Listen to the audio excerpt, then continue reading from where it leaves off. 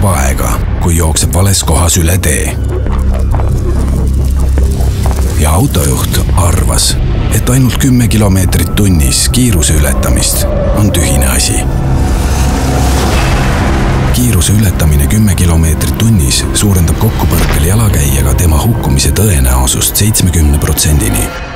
Oleks jalakäija läinud õiges kohas üle tee, oleks autojuht osanud teda oodata. Liikluses on isegi väikesed eksimused elu ja surma küsimus.